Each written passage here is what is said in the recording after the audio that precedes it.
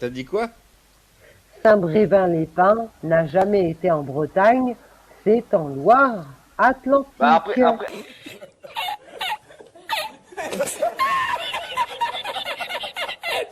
Perun var bondanan et gemmaduron luret, Perun var bondanan et gemmaduron luret. Perun var bondanan et gemmaduron luret. Des Maths dans Hall et bienvenue sur Astraer pour une nouvelle vidéo autour de la question épineuse: Nantes est-elle en Bretagne? La réponse à cette question est non. Actuellement, la Loire-Atlantique est dans la région Pays de la Loire, mais la question qui fait débat est: doit-elle redevenir bretonne?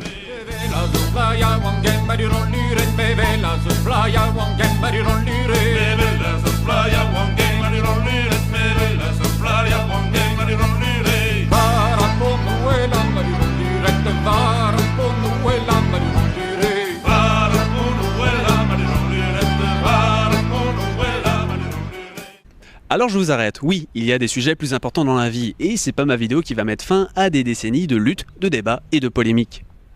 Et en fait, on parle souvent de Nantes en Bretagne, mais c'est toute la Loire-Atlantique qui est concernée par cette problématique. Autant pour les gens du coin que pour les touristes, il est indéniable que nous sommes dans une zone d'influence culturelle bretonne. Si le département était rattaché à la Bretagne, ce serait cohérent sur bien des aspects. Alors d'où vient ce quiproquo? Pour répondre à cette question, il vaut mieux demander l'aide d'un spécialiste de l'histoire de Bretagne. J'appelle donc Nicolas de la chaîne History You Braze. Alors, depuis quand le territoire de la Loire-Atlantique est-il breton? Depuis quand ne l'est-il plus? Et pourquoi? Des maths, comme vous le savez, ou pas, les rapports du pays nantais avec le reste de la Bretagne sont anciens, très anciens.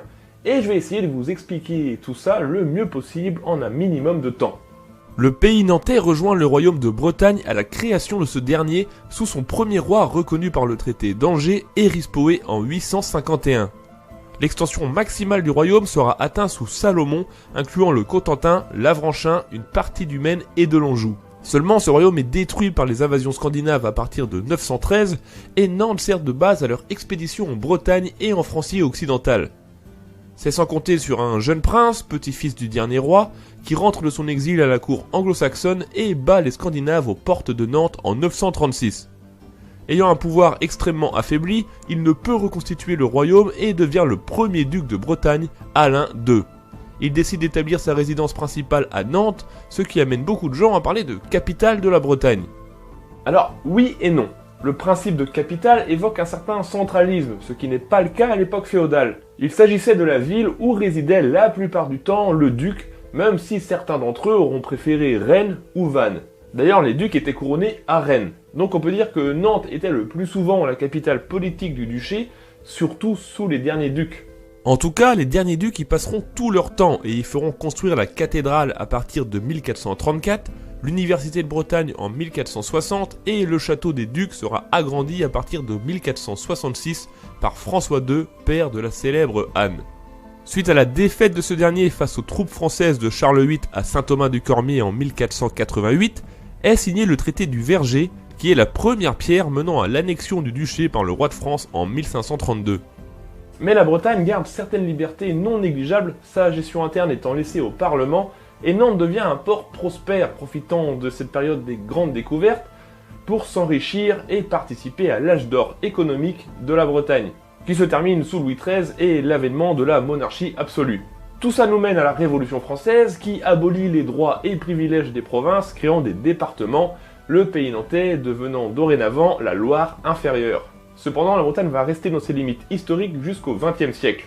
Un premier projet de séparation de la Loire inférieure a lieu sous le gouvernement Clémenceau en 1919 dans le but de créer des régions économiques. Par le décret du 28 septembre 1938, ce découpage économique est confirmé, ce qui est un premier pas dans le découpage territorial. Et voilà que l'on arrive à la Seconde Guerre mondiale et au régime de Vichy. Donc par le décret du 30 juin 1941, le maréchal Pétain sépare la Loire inférieure du reste de la Bretagne, confirmant par cet acte les régions économiques. Mais à la Libération, tout revient dans l'ordre puisque les décrets établis sous Vichy sont annulés et la Bretagne est réunifiée. Bon, pas pour longtemps puisque le gouvernement réorganise les régions par le décret du 30 juin 1955, confirmé par l'arrêté du 28 novembre 1956, dans lequel la Loire inférieure, qui n'a selon eux déjà plus de lien économique avec le reste de la Bretagne, rejoint les Pays de la Loire. La Loire inférieure change de nom en 1957 pour devenir la Loire Atlantique, les préfets de région sont nommés en 1964, Les régions sont dotées d'établissements publics régionaux à partir de 1972, et avec la loi de décentralisation de 1982, elles sont érigées en collectivités territoriales avec leurs propres conseils. Donc nous voilà avec la région Bretagne à 4 départements, et la région Pays de la Loire à 5 départements, dont la Loire-Atlantique. Petite info supplémentaire, le Djonadu, le drapeau breton, représente à travers ses bandes les 9 pays traditionnels de Bretagne, dont le pays nantais. Je crois que j'ai fini ce petit tour historique des liens de la Loire-Atlantique avec la Bretagne, et je vous dis Trugaré à Kenavo. Trugaré Nicolas, si vous souhaitez en apprendre davantage sur l'histoire de Bretagne, abonnez-vous à sa chaîne, il fait un boulot monstre. Ah, c'est un métier, vous savez. À Nantes vient d'arriver, à Nantes vient d'arriver. À Nantes vient d'arriver, à Nantes vient d'arriver. Un beau navire chargé de blé, vive Roche-Maurice, et 30 mouets chantent, mais ne sont-ils pas tous riches? 30 mouets chantent, mais ne sont-ils pas tous riches? Jusqu'à présent, on parle beaucoup d'une histoire passée, d'une culture ancienne, mais la nation bretonne existe toujours en Loire-Atlantique, malgré les efforts des gouvernements successifs pour atténuer, voire réprimer l'identité bretonne. Efforts qui ont eu de l'effet. Ainsi, on se retrouve des décennies plus tard avec une ethnie dont les enfants ne parlent plus la langue qui devrait être leur langue maternelle. Si je prends mon cas personnel, mes grands-parents maternels basés dans le Morbihan parlaient le breton vantais. Mais pour diverses raisons, et notamment celles expliquées précédemment, ils ne l'ont pas enseigné à ma mère, si ce n'est quelques notions. La solution de nos jours est de prendre des cours avec des associations ou bien d'inscrire les enfants dans les Scolarian Diwan, des écoles associatives où les enseignants comme les enfants parlent breton.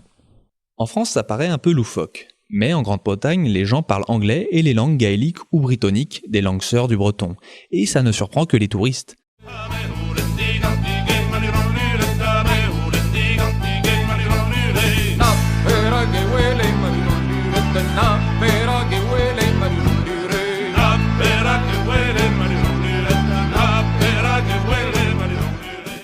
Les militants du rattachement de la Loire-Atlantique à la Bretagne restent néanmoins très tournés vers l'avenir, notamment avec l'impact politique et économique de la réunification.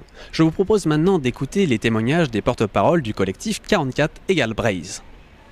Bonjour, du coup, est-ce que vous pourriez déjà présenter le collectif pour lequel, le collectif que vous représentez? Ouais, donc on représente le collectif 44 = Braise, donc c'est un collectif qui a été créé il y a 10 ans maintenant, déjà c'est plus tout jeune, dont le but en fait est la réunification de la Bretagne, voilà. Et justement, pourquoi souhaitez-vous la réunification de la Loire-Atlantique à la Bretagne? Alors, il y a plein de raisons pour vouloir la réunification de la Bretagne, hein. Je pense que chacun a un petit peu toutes ses raisons. Ça peut être des raisons politiques, culturelles, sociales, certains économiques aussi. Voilà, il y a tout un tas de raisons. Nous, ce qu'on constate, c'est que c'est depuis longtemps déjà, hein, c'est que c'est une revendication populaire qui mobilise énormément de monde. C'est une demande de la population aujourd'hui, la réunification de la Bretagne. Il y a beaucoup de sondages qui montrent en fait cette envie de réunification du territoire. Et nous, c'est ça en fait qu'on soutient et qu'on appuie dans notre action. C'est vraiment monter faire ressortir cette volonté populaire, voilà, dans la rue, dans la vie de tous les jours, quoi. Et du coup, quel impact sur la gestion politique aurait cette réunification? Alors il y a plein de... Si on prend sur l'organisation territoriale, c'est quand même quelque chose de très important qui influe nos vies tous les jours au quotidien. En fait, on s'en rend pas compte, mais ne serait-ce qu'en termes d'infrastructures de transport, de politique culturelle, etc. L'organisation administrative, elle joue énormément. Pour prendre la question des trains, par exemple des TER, des trains régionaux, il y a des situations complètement aberrantes qui existent du fait qu'en fait il n'y a pas de coopération entre différentes régions, notamment la région Pays de la Loire et la région Bretagne administrative actuelle, où par exemple on a un tram qui va un tram-train qui va jusqu'à Châteaubriand, qui coupe, et on a une autre ligne dans un autre train qui repart à Rennes, alors qu'on pourrait faire une ligne directe de Rennes. Bon, ça n'a jamais été concerté, c'est ultra dommage. Voilà, c'est ce genre de choses. En termes de politique culturelle et linguistique aussi sur toute la Bretagne, voilà, on voit qu'ici c'est un peu plus compliqué en Loire-Atlantique par rapport à ça. Voilà, il y a plein d'autres raisons, je ne peux pas tout énumérer, puis chacun je pense à les siennes comme je disais, quoi. Au point de vue national, pourquoi l'État, pourquoi Emmanuel Macron devrait-il se réjouir de la réunification de la Bretagne? Bon, là j'ai fait sous-entendre plus ou moins que Nantes était en Bretagne quand il était à Quimper en déplacement durant sa campagne. Se réjouir, je sais pas si ça arrange vraiment les gouvernements français de la réunification de la Bretagne, hein, surtout qu'en ce moment, demain on voit le grand exemple des Catalans qui vont voter, eux, même si c'est interdit par Madrid pour leur autodétermination. Nous c'est pas encore ça aujourd'hui, mais peut-être qu'ils ont peur de ça aussi à l'avenir, moi, j'imagine. Est-ce que les habitants de la région de Bretagne actuelle sont favorables à ce rattachement, ou bien est-ce que certains ont peur de se faire éclipser par le pôle Nantes-Saint-Nazaire? Alors, c'est assez marrant cette compétition entre deux villes. Bon, c'est un peu très français en fait comme façon de voir les choses. On a plein de pays où on a plusieurs capitales, enfin plusieurs villes fortes en tout cas, ça dérange personne. Oui, évidemment, les habitants de la Bretagne administrative, à 4 départements actuels, sont pour. Les sondages le montrent aussi, autant qu'en Loire-Atlantique quasiment. Donc voilà, enfin tout va bien. Il faut juste maintenant qu'on puisse demander aux citoyens de s'exprimer justement à travers un référendum, et c'est ce qu'on demande aussi nous 44 Braises depuis 2014, depuis la réforme territoriale qui a complètement échoué en fait, tout simplement. Ça a été une déception pour nous en Bretagne. Nous ce qu'on demande c'est un référendum pour que nous ici en Bretagne on puisse décider du cadre administratif dans lequel on veut vivre tous les jours. Alors, lors du défilé, et puis même en termes généraux, il y a des gens qui perçoivent ça un peu comme du nationalisme bête et méchant. Qu'est-ce que vous pouvez leur répondre pour leur rassurer et les convaincre? Rassurez, on n'est pas des méchants nationalistes, non. Et la lutte de la réunification, c'est pas une lutte pour l'indépendance de la Bretagne non plus. On est vraiment là pour l'unité administrative d'un territoire, ce qui est très différent. Et non, on n'est pas des nationalistes. C'est pas parce qu'on a des drapeaux effectivement qu'on peut être considéré comme des nationalistes. On voit des gens partout à travers le monde qui brandissent des drapeaux, qui revendiquent des droits. Ça en fait pas pour autant des dangereux nationalistes. Voilà. Quel est le but? Pourquoi souhaitez-vous cette réunification? La réunification de la Bretagne, en fait, c'est la possibilité pour les gens de un jour se poser la question est-ce qu'on a le droit de décider, nous ici, là où nous vivons, en tant que Bretons, tout simplement. Ce qu'on demande par la réunification, c'est ce qu'on demande, c'est la possibilité de pouvoir se décider, se déterminer nous-mêmes, les habitantes et habitants de Loire-Atlantique, sur oui ou non elles veulent être dans la région administrative Bretagne. Et à partir de là, quand on arrivera enfin à ce que les gens se déterminent sur un projet de société, enfin sur une région, à déterminer de savoir peut-être quelle société ils veulent dans la région où ils habitent, quoi.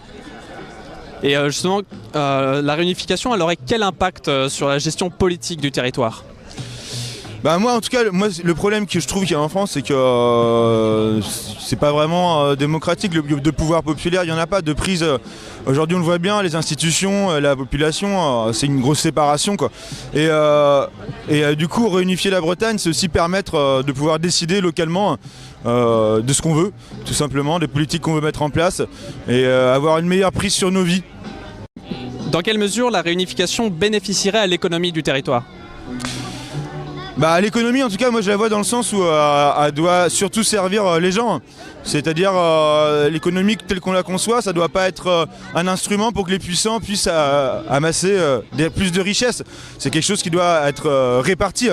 Donc moi ce que je pense, c'est qu'en ayant plus de pouvoir, de prise sur le politique, là où nous vivons, on aura peut-être plus de prise sur le pouvoir économique là où nous vivons. Peut-être qu'on pourra l'organiser autrement, de manière à ce qu'il nous profite plus à nous ici.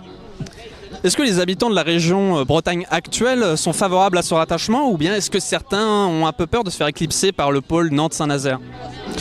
Ce que les sondages montrent en général, c'est qu'il y a quand même une assez grosse majorité des gens en région Bretagne qui sont favorables, entre 60 et 70%.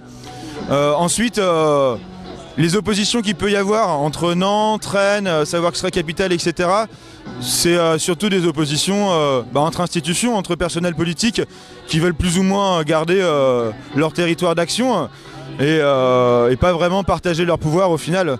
Donc voilà. La revendication pour l'unité de la Bretagne, elle est traversée par l'ensemble des courants politiques qui existent aujourd'hui. Et je pense que la démonstration qu'on a fait aujourd'hui, qui s'engageait pour une Bretagne ouverte, témoigne clairement du fait qu'on n'est pas là pour se recroqueviller sur nous-mêmes et rester dans notre coin. On est justement là parce que on fait partie, on est un des peuples du monde, et que comme tous les peuples du monde, on a envie de se déterminer, c'est tout, quoi. La question de la bretanitude de la Loire-Atlantique est importante pour les gens qui, comme moi, ont leurs racines familiales historiques dans ce territoire dont la démographie est en pleine évolution. L'intérêt des actions des structures culturelles et historiques est important pour que les nouveaux arrivants connaissent, s'imprègnent et fassent vivre la culture du département, et montrer ainsi qu'on n'est pas juste un territoire attractif au sein d'une région sans identité propre. Là je parle de la région des Pays de la Loire dont le nom même est un non-sens. Certains pensent même que la Bretagne devrait faire sécession et devenir un pays indépendant. Bon, je vais pas creuser derrière tout ça parce que c'est une autre opinion, c'est un autre sujet, mais on embrasse bien fort nos amis indépendantistes. L'enjeu est aussi que le monde sache que la Bretagne existe, que c'est une nation administrativement coupée en deux après des siècles d'une histoire tumultueuse qui est bon de se rappeler. Trugare Akenavo, Gatastraer.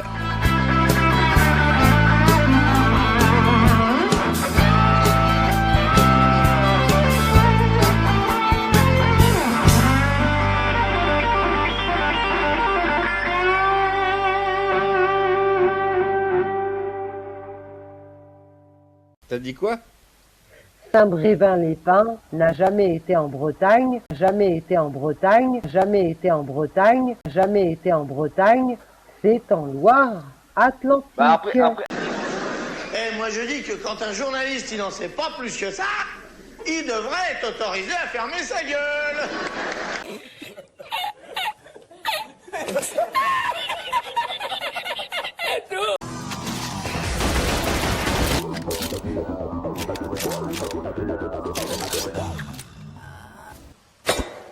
Avez-moi.